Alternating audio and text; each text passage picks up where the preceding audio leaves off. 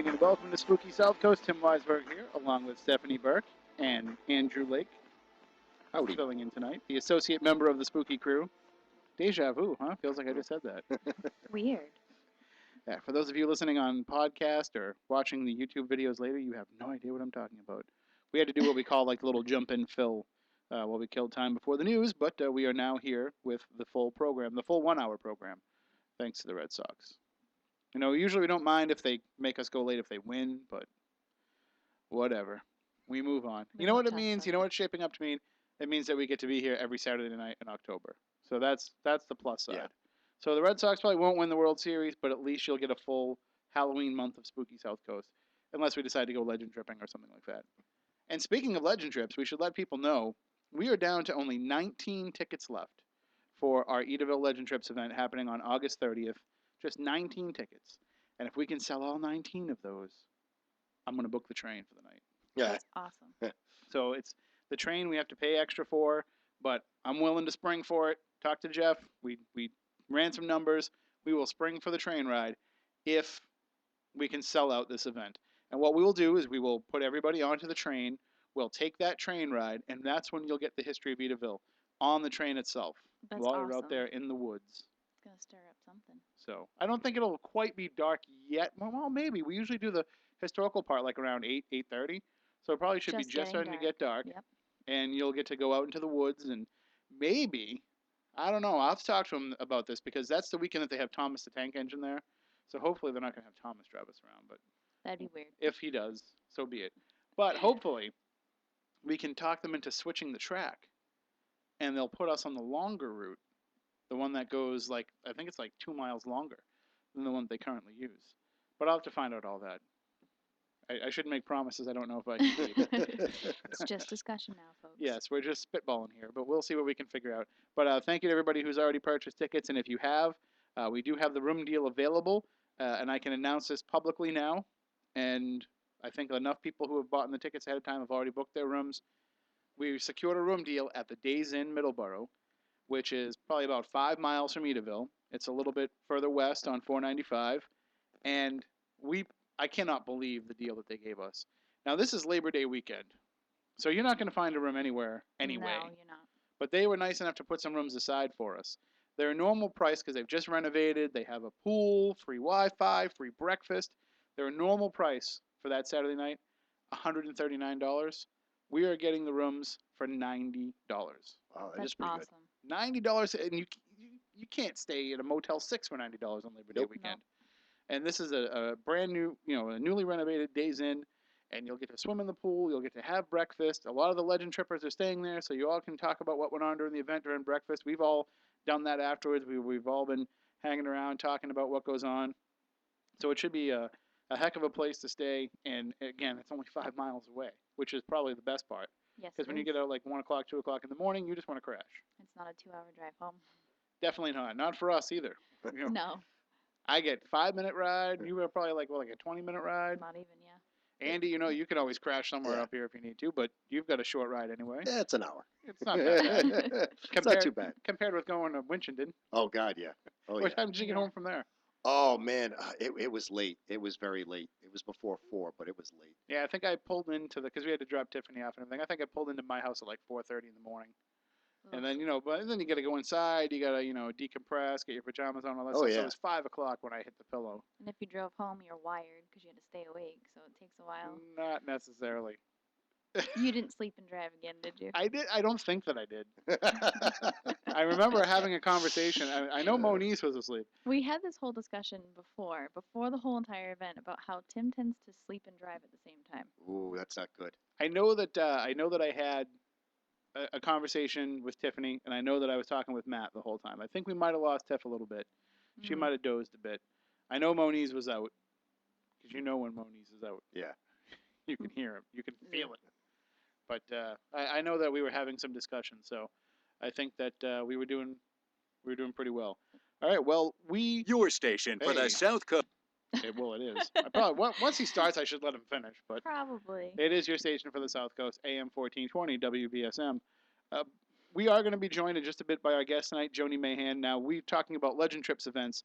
She wrote a book about the S.K. Pierce Mansion in Gardner, Massachusetts, which is where we had a Legend Trips event last November. As far as I know, we were the last people allowed in there because of some Right. things that are going on. We'll talk about that with Joni coming up later on the show. But as far as I know, we were the last event.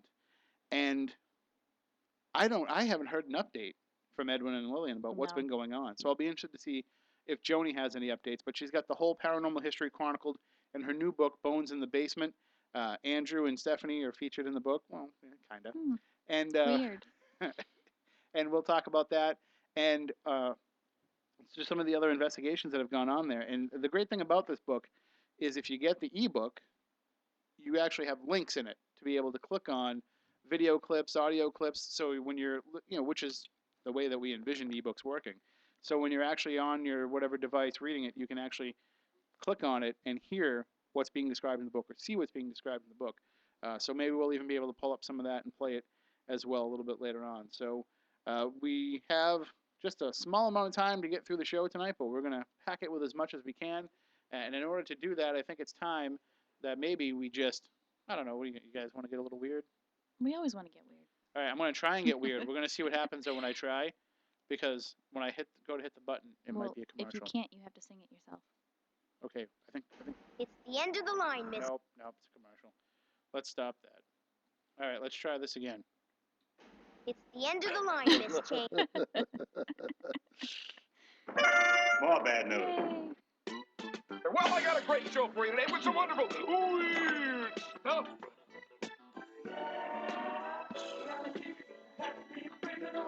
I feel so very weird. The Week in Weird. All right. First up, we have toddler crashes Jeep, runs home to watch cartoons. Myrtle Creek, Oregon. Police say a toddler crashed a Jeep into an Oregon home, then ran back to his home to watch cartoons. Authorities say the 3-year-old boy, who was wearing only a diaper, climbed into the Jeep Tuesday evening and knocked it out of gear. Witnesses say it rolled down the street, through an intersection, and into the house, causing minor damage. KPTV reports an officer found the boy on a couch watching TV as if nothing had happened. He said his parents weren't home and another relative was sleeping. Police cited 22-year-old Brennan Pennington for failing to supervise a child. Nothing like a toddler driving a Jeep, eh? I had a Jeep, but mine was Barbie. I didn't crash. I just wonder if maybe this was the cartoon he wanted to watch.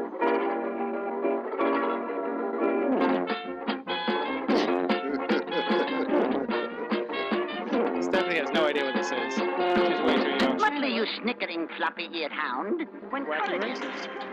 I've seen the pictures. No, dastardly mumbling. Yep. And second, we have, I'm sure you guys have heard this one already because it's a little bit on the paranormal side. Megan Fox has claimed that she believes in Bigfoot. So all you Transformer fans out there, this one's for you. Megan Fox has admittedly announced to everyone that she is geeky and nerdy, and she believes in Bigfoot. She told People magazine, "Bigfoot's real." This is a quote now.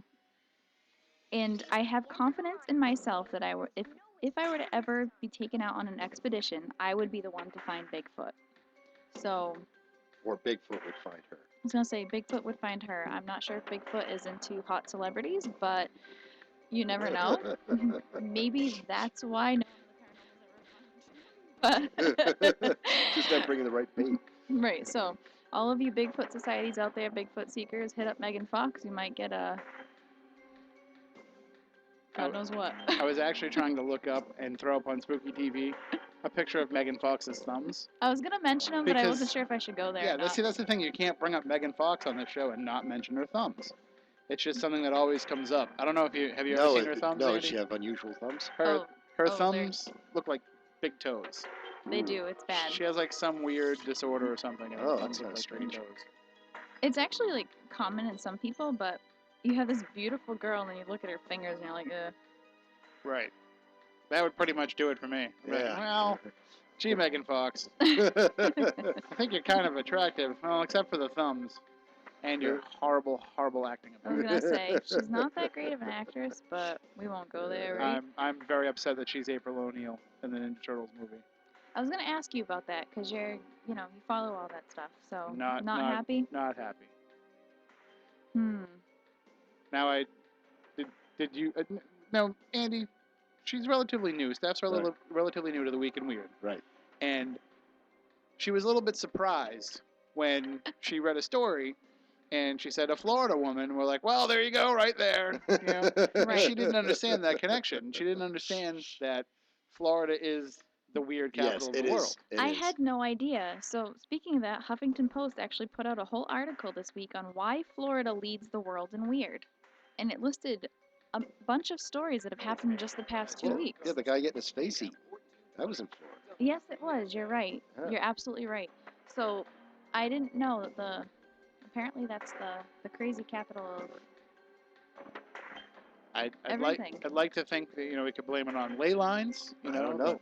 There's ley lines that go through Disney World. The cryptid stories, UFO stories, everything. They even said like listed all the things that might cause it, but nobody knows why Florida's so strange. What are some of the things that they list that might cause it? I just X'd out of it. Of course, Of you course, asked I me. ask you that. Yeah. Nothing that we would think of. It But was just regular everyday stuff.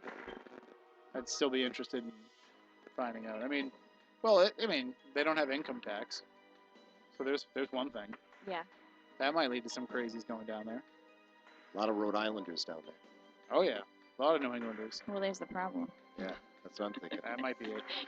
It's All right. very strange. Well, that does it for the Week in Weird for this week. If you have any stories you would like to share with us, tweet them to us at SpookySC, #WeekInWeird, and we'll retweet them. We'll read them here on the air. We'll do all kinds of crazy stuff. You don't even want to know what we're going to do with them. But it's bad and it involves massive amounts of hand sanitizer. Not for me. And not Megan Fox's thumbs. Stay far away from us. All right, we're going to take a break. When we come back, we'll be joined by our guest, Joni Mayhan. We will talk about Bones in the Basement, her new book about the haunted S.K. Pierce Mansion in Gardner, Massachusetts. We'll also take your calls, 508-996-0500, 877-996-1420. Jump in the chat room on Spooky TV at SpookySouthcoast.com, or you can email us, SpookyCrew@SpookySouthcoast.com. We'll be back with more in just a few.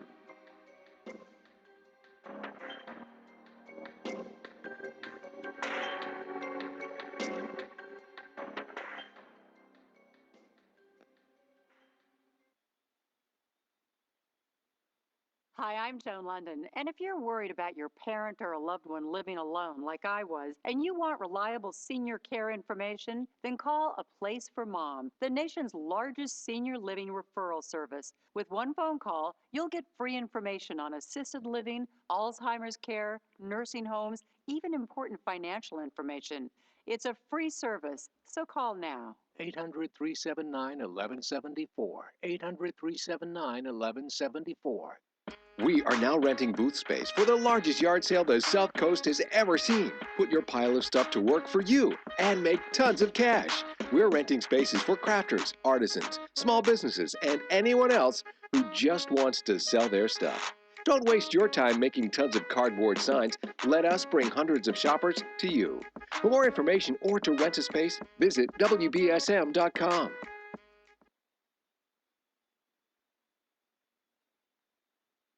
It's the end of the line, Miss Jane. There's no escaping this time. Well, you see, officer, that's where you're wrong. No! Get back here! Hey, careful on the deck, kids. Memorial Day is almost here, and it's time to turn your backyard into a great escape. Lowe's has select perennials 3 for $10 and 10% off all in-stock composite decking. Lowe's, never stop improving. While supplies last, not available in Alaska and Hawaii. Decking offer valid through 5/26 on deck boards only. See store for details. Policies issued by American General Life Insurance Company, Houston, Texas. Not available in all states. For details, visit AIGdirect.com. On March 3rd last year, Henry W. faced his own death with incredible courage. He wasn't in an accident. He wasn't ill. He wasn't in any danger. But he faced this reality head on. If he died, his wife and children wouldn't be able to pay the mortgage, make the car payments, or keep up the life they'd had. His family would lose everything. So he picked up the phone and called AIG Direct. He found out that through AIG Direct, he could get a $250,000 life insurance policy for less than $14 a month. Now, he knows that he's helped make his family's future secure, no matter what happens to him.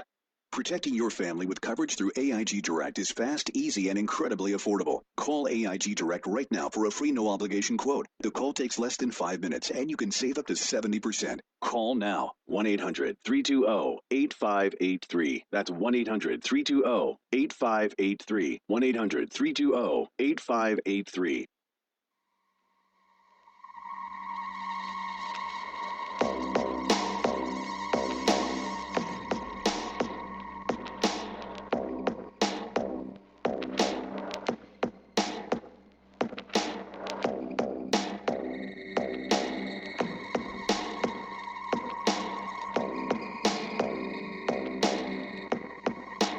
Welcome back to Spooky South Coast. Thank you to DJ 4AM. That is Moonrise. We have a whole bunch of beats from DJ 4AM that will be spinning over the next few weeks. And if anybody has any music they would like to contribute, any unlicensed music that you would like us to play here on the show, then you can just email it to us, spookycrew@spookysouthcoast.com. And, you know, we've been trying to feature some of these artists, some of these bands who don't get attention, and giving them a chance to get their music out there. And if people are interested in the songs and they want to download them and find out more, just shoot us an email, spookycrew@spookysouthcoast.com, and we will get you that information. Because I think that, you know, it's important to give our audience a chance to show their own abilities and their own talents. And also, it's free and we don't have to pay for it. Well, since no lawyers involved. Yeah, that's pretty much my favorite part about it, is the fact that, you know, we don't have to pay for it. I love the altruism of being able to help out others. Yeah. But I also love not getting sued when we put a clip up on YouTube or having it be banned in certain countries or from certain devices. And that was actually the impetus of that, is that we were getting a lot of our shows because we were using a licensed song for our theme song for 9 years. And then all of a sudden YouTube decided, you know what, we're not going to put this up there because you're using somebody's licensed music. Of course. Thanks a lot. It would still, you could get it on the web, but you couldn't get it on the mobile devices, and you couldn't get it in Germany, and we're pretty big in Germany. So I just figured, like, all right, it's time to make the switch. And thankfully, people have responded with some great stuff. So we appreciate it, and we hope to feature more in the coming weeks. Again, SpookyCrew@SpookySouthCoast.com. Now it's time to get into the actual meat of the program tonight with tonight's guest. Her name is Joni Mayhan. She grew up in Indiana on 40 acres of lush farmland and then relocated to Massachusetts. She is a seasoned paranormal investigator. She spends her weekends in dark places with her best friends, talking to shadows, and she is an author. She is just somebody who has spent probably more time in the Victorian, almost as much as Edward and Lillian, I would think at this point. And she has put it all together in a fantastic book called Bones in the Basement. She joins us now on the program. Good evening, Joni. How are you? Good evening. I'm good, thank you. And thank you for joining us. I know that you've been traveling, but we appreciate you taking the time out to join us on the show. Thank you for having me. Now, when did you first become aware yourself of, because, you know, reading Bones in the Basement, you chronicle a lot of other investigators and how they got involved with it. You chronicle, of course, Edward and Lillian's story, but how did you get involved with the S.K. Pierce Mansion?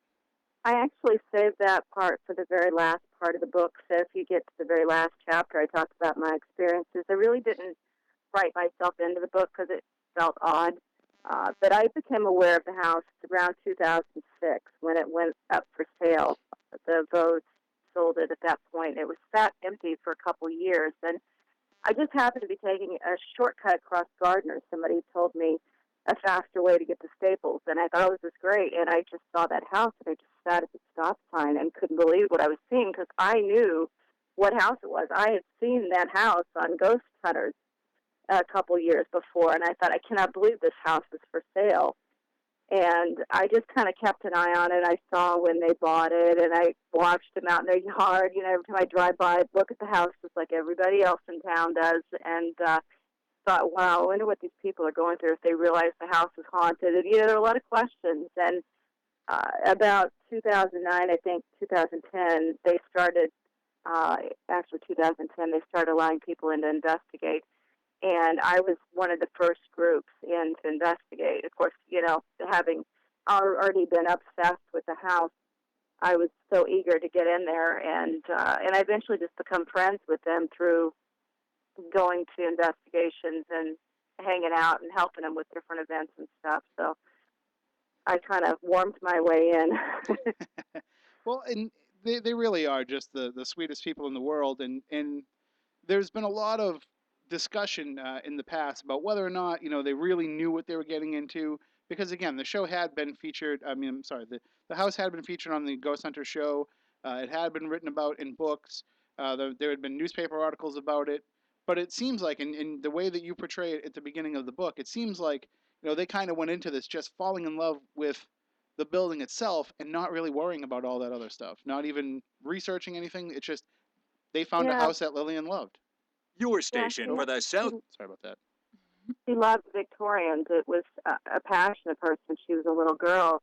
She used to walk by a beautiful Victorian, and she didn't live in anything nearly that nice. And she just said, one of these days, I'm going to live in a house just like that. And so this house came on the market, and it needed serious restoration work done. So the price was, even though the previous owners had done a lot to it, it still needed a lot of work done. But the price was reasonable, and it was something they could afford. And a lot of it probably was because everybody knew the house was haunted, and nobody wanted to take that on. So they thought, if that's what people are, worried about, it'll be good for us. We'll just get the house cheaper. And they really didn't believe in ghosts.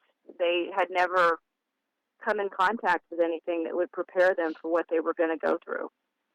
And that's one of the things that I think, paranormal investigators and people who are in this quote unquote field will look at it and say, well, how could they have not known? Well, for people who aren't into the paranormal, it's not like this stuff is omnipresent like it is for us. We watch every episode of Ghost Hunters as a collective unit.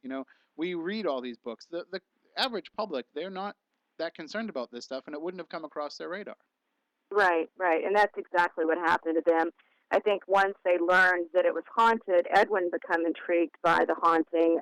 He was a little more on the fence. I'd say he was more open to the idea of a haunting than Lily, and she was just dead set that there was no such thing as ghosts. And so he started watching some of these shows. Of course, they watched that episode of Ghost Hunters, and they read all the books that they could, or he did, And she just kind of would blow it off like, oh, it's nothing. I'm not worried about that.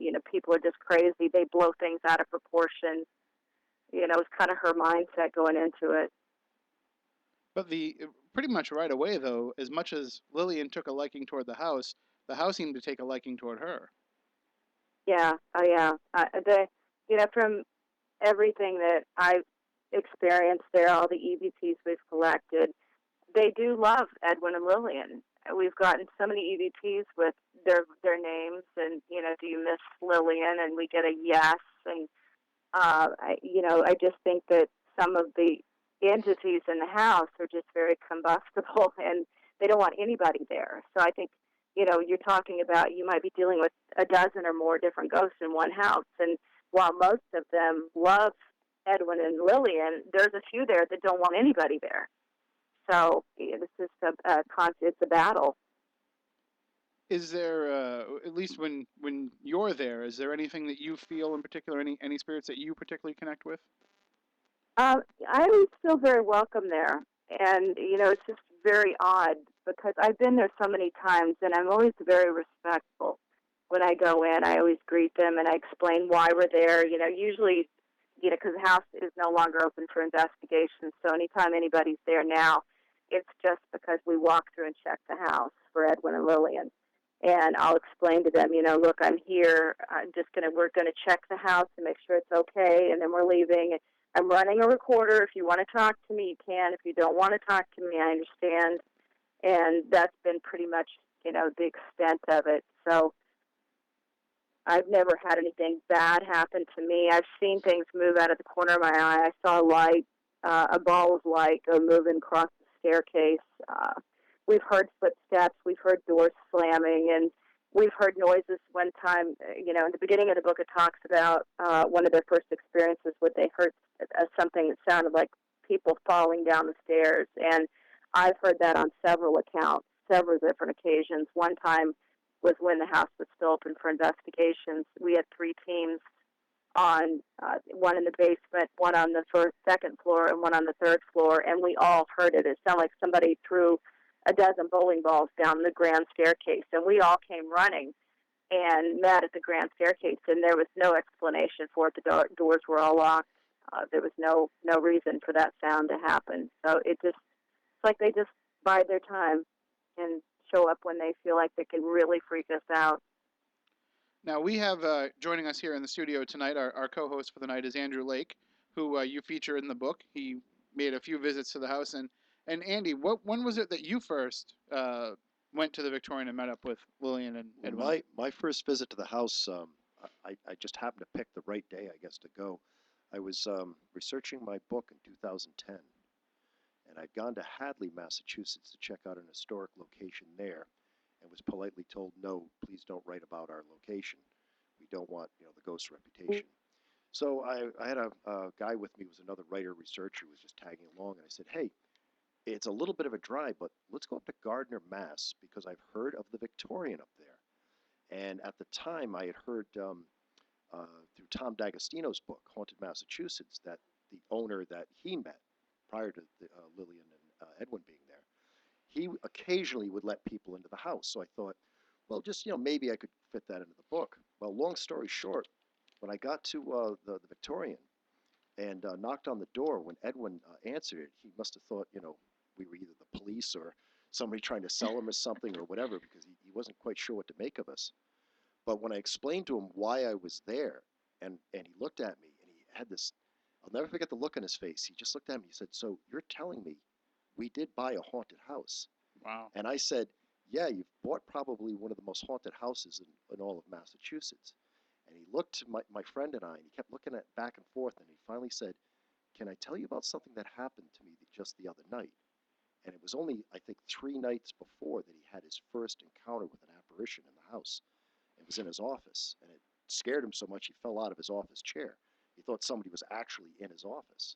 And he said he got up off the ground, with fists, ready to, to go at it with somebody in his office, and there was nobody there. So when I showed up 3 days later to lay this on him, the look on his face, I'll never forget it. He says he will never forget that too, because for him it was, oh my God, we've been poo-pooing this whole thing, and I think we have opened a can of worms. So that was my first encounter with him, and I'll never forget it. It was kind of funny. And Joni, that's probably just one of many stories that you've heard of them encountering these entities in various forms over the years. Definitely, yes. And as I started writing the book, it became clear to me, it started off being Edwin and Lillian's story, and then it became more, because this house, a lot of people have had experiences there, and in telling their story alone, I would be leaving out a huge chunk of the story. And I finally had to cut it off. Like, I need to get this book done. I can't keep adding more interviews. They just kept coming in and coming in and coming in. And even after writing the book, now I've got a lot of people that keep coming up to me and saying, oh, I had an experience there too. I'm like, oh, that would have been great. I would have loved to, but they're all similar. The funny thing is, these people have never spoken to each other, but they all have similar experiences, which really, for me, it really validates the haunting. Mm-hmm. Well, what's interesting about it, though, is you've got kind of the perfect confluence there. You've got a location that allowed for a lot of people to come in and have those experiences. Edwin and Lillian allowing the different groups to come in, the tours, whatever, but they've allowed folks to come into their home and have these experiences. And then when they do, the house delivers. There's always something going on. I mean, even when we were there for our Legend Trips event, which was the last night anybody was ever allowed in to investigate, but even on that night, we had things that were happening. We had things that were going on with our Connect system. Yeah. We had, I heard all about that. That was really incredible, and I hope that shows up somewhere on some show, because I think everybody would love to see that. We're trying to get it uploaded. We've started a YouTube account for the Legend Trips events. We're trying to get that uploaded. But part of the issue of going there, though, is a lot of people have, as much as they get this great data that comes out of there, so many people are having just personal experiences. And it's hard to really quantify that, and it's hard to really convey that to other people. But the folks go in there, and they're not disappointed. They feel like they've made a connection with a spirit, even if they don't have any kind of measurements or any kind of video or audio to back that up. Mm-hmm. Oh, yeah. Yeah, you're definitely not alone. I'm a sensitive, so I know when they're there immediately, and they come out and find me when I'm in my car. Sometimes I'll get there early before everybody else, and I'll sit in my car and just wait, and I'll feel them come out to the car. So, I mean, it's just one. It's just so many different layers of ghosts there, so many hauntings. It's incredible. Is now having sensitive abilities when you go in there, is it for you? Was it that they were coming out slowly, or was it that as soon as you walked in they were coming up to you? Because I know Stephanie, with you when you walk in there, you're kind of overwhelmed, right? Right. Yeah, they swoop in. That's how I describe it. They come in quick. It's almost like, kids run into the door. Company's here, and some of them will be that way, and others maybe, who's there, more of a protective, but they definitely come running right out immediately. And the Stephanie that we have here in the studio, our co-host Stephanie Burke, is actually the one that's in the book that went to visit with Andrew. And Stephanie, what were your initial impressions the first time that you went there? I mean, there were so many different impressions that I did get, but I usually tell everybody that I don't really remember everything that I do or I say. So that's where Andy comes in, because he followed me around very closely, recorded everything. I kind of walked in, and I always want people to just bring me in blind. Don't tell me where I am, where to find anything. Don't bring me in a room that has all kinds of stuff, that gives away anything, and just let me kind of explore. And Andy knows it's almost like I'm a cat chasing a mouse when you're following me around a location. I have to run around the whole entire house first, and then I start talking. So I think we made it through every single floor at least 3 times before I started. And I made a lot of different connections with a lot of different spirits there, and I had a really good time. And that was actually the first time that I met Edwin and Lillian. They're sweethearts. They were so welcoming. It was almost like we were part of the family. We ate dinner with them and everything. So it was an amazing time. But I had a lot of different experiences with a lot of different ghosts. I didn't know who was who. I didn't know the background of any story. And he was like, "We're going for a drive today. Meet me here." And when I got there, it was just, I love history anyways. Besides being a medium, I'm a huge history nerd. So having Andy connect the history of the house to me, to all my points that I made, was amazing. I'll tell you a real fast, funny one. When we went to do our show 30 odd minutes there, Jeff had brought along an ovulus with him. And I'm kind of skeptical about ovuluses. But the thing kept saying midgets and parade. Midgets and parade. And when Edwin caught wind of this, he looked at us and went, "You're got to be kidding me." And we're like, "Yeah, is that kind of silly?" And he goes, P.T. Barnum used to come to this house. He had an office in town, and they used to have parades up and down the main street. They said there were midgets all over the place. So I bring Steph there, and we're up on the 3rd floor where this ovulus was giving us this information. And Steph's, goes, "Okay, I'm hesitant because this is a weird image, but they're showing me this very, very tiny little man like he's important." Well, who are we talking about? Tom Thumb. General Tom Thumb. I remember saying to you, "Why do I see a parade of elephants? What's going Yeah. on?" And I'm trying not to laugh, and I'm like, wow, this is the same room that the ovulus kept telling us I this. feel like I'm at Barnum and Bailey's. And he's like, "You are." Wow. Just strange. That's incredible. Well, Joni, that's just part of the legend of the mansion. There's stories about all the different folks who have stopped in over the years. The one that I do take a little issue with one of the people who came in. Maybe you can help clarify this a little bit, because I heard this when we were there for our Legend Trips event, and I kind of just let it wash over me a bit. But one of the stories is that Minnesota Fats came and played billiards with S.K. Pierce in the billiards room. And as far as I knew, Minnesota Fats was a fictional character.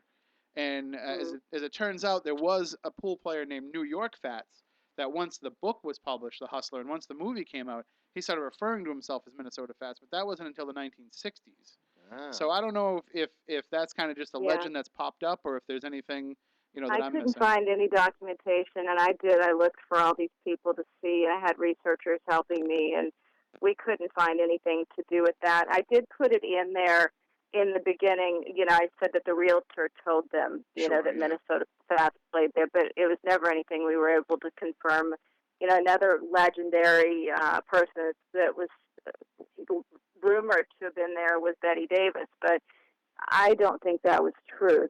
She did have connections in Lowell, but I think part of the story got mixed up because the former owner, Mark Rowe, I think his grandfather was her limousine driver. So I think people kind of got those two mixed up. I couldn't find any confirmation that she was there either. See, but that to me that doesn't matter.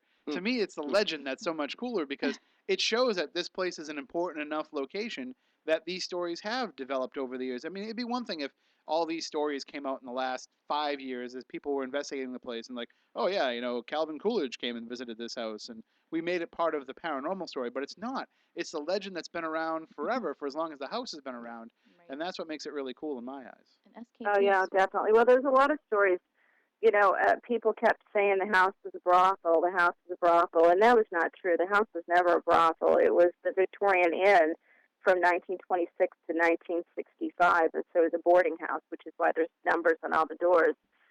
If there was prostitution going on there, it was under the table. Obviously, it would have been anyways. But one of the big stories there is that a prostitute was murdered in the Red Room, and there is no history, no record of any woman, non-family member, dying in that house. So if she were a prostitute and she lived there, she didn't die there. So, but again, so many psychic mediums and investigators with audio recordings have confirmed that a woman died, that was a prostitute in that room. So it's something I couldn't confirm, but I really do believe it happened.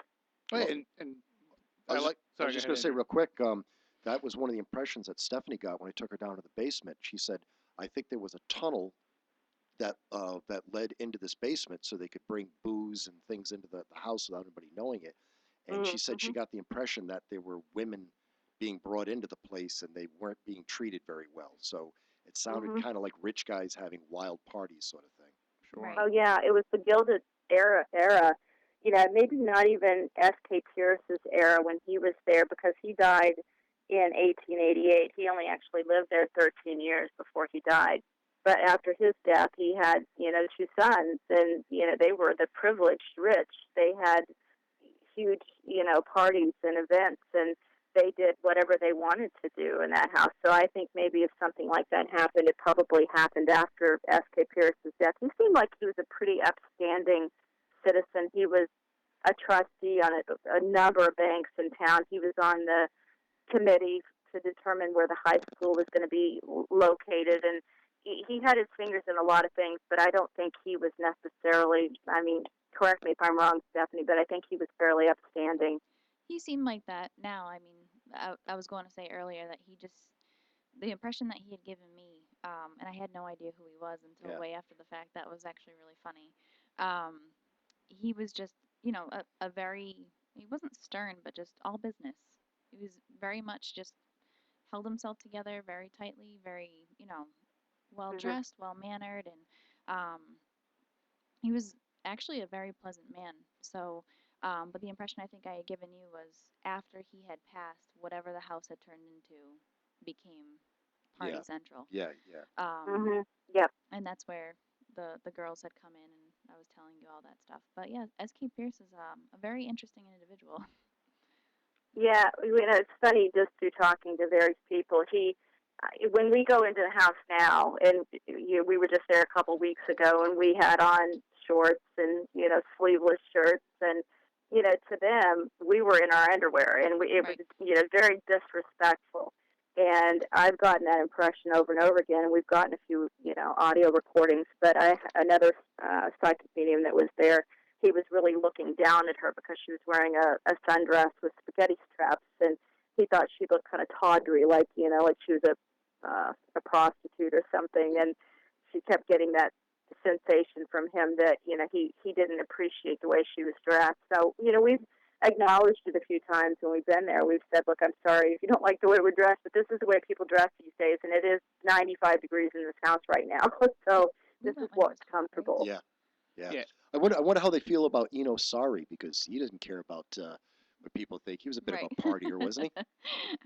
Yeah, he's an interesting character, and I'll say Eno does not like me, and I don't know why. I had a couple times he did follow me home, and I was, as a sensitive, I can feel the energy and I hear tone, and I had to have a psychic medium help me get him out of my house and back to the Victorian. And she told me that he was afraid of my book, that it was going to cause more people to come to the Victorian and investigate, that it was going to it was going to open it right back up again. It was going to be the same parade of people coming through asking them silly questions. Did you ever catch from him in any of the incidences you've had with him, any of the experiences you've had, if he indeed spontaneously combusted? Well, I think I know enough from we have asked him, and there's also been somebody suggested that he might have committed suicide, which I can't imagine setting myself on fire as a way to die. And he definitely said no, and he got angry. But according to we have the death certificate, and there's a copy of it in the book, and he died of smoke inhalation and third-degree burns on his shoulder. And we know he was a heavy drinker. He was a World War II veteran. He was only in the war for 1 year, and he had a severe head injury that resulted in him getting a metal plate in his head. And he had a lot of pain. And part of what he did was he drank to try to get rid of the pain. And he was also a smoker. So our best guess is that he probably was on a drunk and spilled moonshine on himself and then dropped a cigarette, and up he went. Yeah, that I'm seems pretty like... sure that's what I told you. Yeah, He fell asleep with a cigarette. Yeah, I think Ron Kolick of the New England Ghost Project, they had one of the more interesting moments with him. They were in the room where it is said he died, and Ron brought a bottle of booze and a shot glass as a trigger object. And he said out loud, he said, Enos brought you some good whiskey. I bet you it's been a long time since you had a shot of good whiskey. And he poured the shot, and as he poured the shot, everyone in the room heard it, and they recorded it. They heard this lustful male voice go, yeah. Ron said he jumped out of his shoes. He said it was one of the rare moments where he actually got spooked doing an investigation because everybody heard it and they got it on recording. I think when you brought me in there. That's great. Yeah, I've had another investigator, Lucky Belcamino of Wicked Scary Paranormal. Her group went in there, and her chapters in the book as well. But she brought, a lot of people bring those trigger objects knowing, his passion for alcohol and cigarettes. And she said she had forgot to bring the whiskey, and so she was going to go out to the car to get it. And one of the other investigators said, "Oh, we'll just take you across the street and get your whiskey." And they got a very clear EVP that I include a link to in the book where people can listen to it. But it says, "I already had my whiskey, bitch." So, he can be really nice. I mean, it seems like he really likes Marion Luoma is the caretaker of the Victorian. She goes in there frequently, and he seems to really like her, and he likes Tina Obi. She goes in with Marion a lot. And they get a lot of really good responses from him. He almost speaks freely back and forth on EVP with them. Me, he just clams up. He doesn't like me. Oh, well. I know, you can't please everybody. It always kills me. I'm like, come on, what did I do? It was funny. Trying to tell your story. We even found his grave. Tina, Obi, and I went and searched his grave, and we found it in Gardner. And we kind of cleaned it off. It was all covered up with leaves, and so we discovered where he's buried. I was just going to say, just before Steph had picked up on him, we were coming out of what's now like the toy room. Edwin was using it as an office at one point on the second floor. And just as we were coming out of there, I didn't quite catch it on the camera I had in my hand, but the throw rug that we were about to step on shot across the floor several inches. And I stopped and I looked at Steph and said, "How did you just kick that or something?" And she turned and looked at me and went, "No, I went to step on it, and it just went flying away from me before I could step on it." And it was moments after that she said, "I'm getting a fire, and I've got a guy here. He's kind of a clown. He's a heavy smoker, and he drinks." And I was gonna say, do you remember when I made you run up and down the stairs because I kept smelling cigarette smoke and I couldn't figure out where it was coming from? Yeah, and I knew where it was coming from, but I kept quiet. But that was really strange. We talk about the guy having a sense of humor. I always wondered about that rug thing. We never did figure that one out. It could have been him. He was actually really playful with me, and he was actually really kind to me. But he was following me everywhere for a while, and I kind of had to be like, "All right, back off a little bit. You're kind of scaring the others." And, yeah.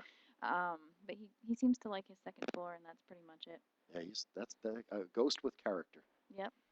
Mm-hmm. It's And funny to see. personality, preferences for different people. There's some investigators he doesn't like, and some he does, and it's just like in life and death. They don't change. No, No. it's I find that very fascinating. It's one of the reasons why I continue to investigate. It's just there's so much for us to learn and experience. Well, before we only have about 7 minutes left in the program, but before we get to the end, I want to ask you about the place that when we had our Legend Trips event, it's where I was stationed all night, and where I had some pretty interesting experiences, and that was in the basement. And it seems like a lot of course, the name of the book is Bones in the Basement, and it seems like the basement is the focus of a lot of the activity, which is a little bit different than the rest of the house because, as you point out in the book, the house is very ornate.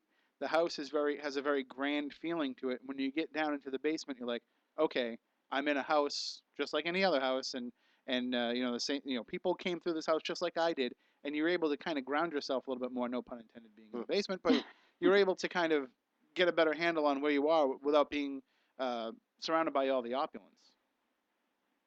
Yeah, then there's a darker entity haunting the basement. It's a different feeling, and most of the others don't go down there. They don't like him. They don't want to be near him. And I honestly think it's Edward Pierce that's down there, and he was kind of dealt a rough hand. 1965, he ended up.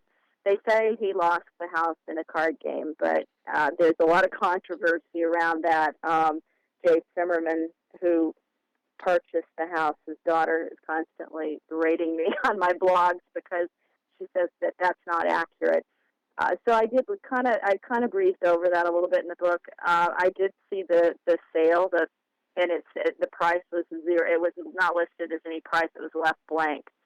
So talking to various psychics, I think what happened was that the house was in really bad shape, and at that point it had been through the Depression. It had been a boarding house, and Edward had run out of money at that point to fix it.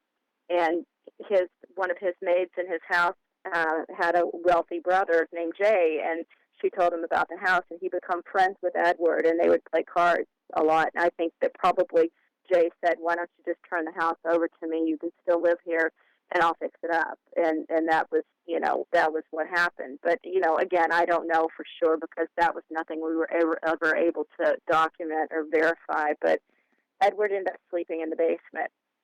I think there was a lot of sadness on his part. He started off being, the son of a wealthy tycoon, and he ended up being a boarder in his own house that he no longer owned. And he slept near the furnace to stay warm, which is, what we've heard. And that is the place where we often feel him come through, and where they've seen shadow figures. And he definitely doesn't like people down there, but he's not. Some people say there's something demonic down there, and I really don't buy that. I think it's just somebody that really was very angry towards the end of his life, and he's only gotten worse in death. That's really spooky because, as I told you, I was down on my second visit staying there by that furnace, and I just had this awful feeling behind me, and I had to step away from some furniture being stored down there. Next visit, I brought along a psychic named Pam. She hit on the furniture and said there's somebody connected to that furniture or just around that furniture. And then maybe 2-3 months later, Edwin said he was down there, and some shadowy figure stepped out from the furniture and cut across his path by that furnace. So now that you're saying it was even caught on. There's a video link, to a video in the book that people can click on if they get the ebook, or if they have the paperback, they can just copy the link onto their browser. But where somebody actually caught that shadow person on film running across. It was just during a tour, so it wasn't even really investigators. I'll have to check that out. That's and really they've spooky. caught pictures of it too. It's always hard because he moves so fast to catch it. It's a zip. By the time you get your camera up, it's like trying to film an accident. You have to be in the right place at the right time and have a good deal of luck on your side. Yeah. Well, for those who would like to, and of course the book has way more information, way more stories than we could cover here in the amount of time that we have. Thanks again, Red Sox, for that. But if people want to get the book, how can they go about picking up Bones in the Basement? Well, it's on Amazon.com and BarnesandNobles.com, and they can get it either in an ebook or a paperback.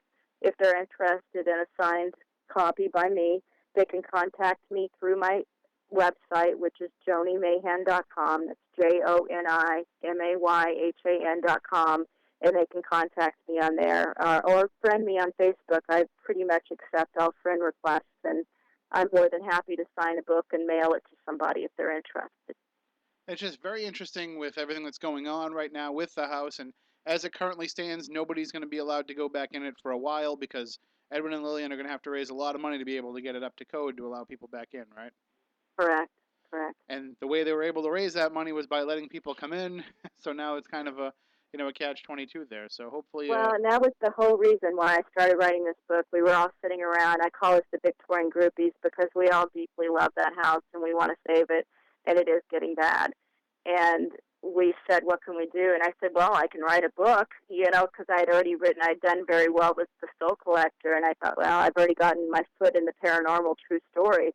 I'll try this. And I'm donating half of my profits to Edwin and Lillian for renovation. So, anytime Excellent. somebody buys a book, half of what I make goes to them. So it's a drop in the bucket compared to what it needs, but it's something. It was my only way. I felt like I needed to do something for this house.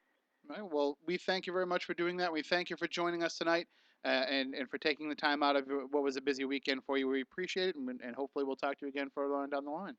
Excellent. Thank you for having me. All right. Have a great night. You too. Thanks. That is our guest, Joni Mayhan. The book is called Bones in the Basement. You can pick it up now. And remember, it helps out Edwin and Lillian if you do that, and it helps toward the restoration of the house. So until next week, we want you all to stay spooktacular. For local news, talk, and sports, the Southcoast turns to the AM South 1420 Coast. AM WBSM New 1420, Bedford and WBSM. WBSM.com.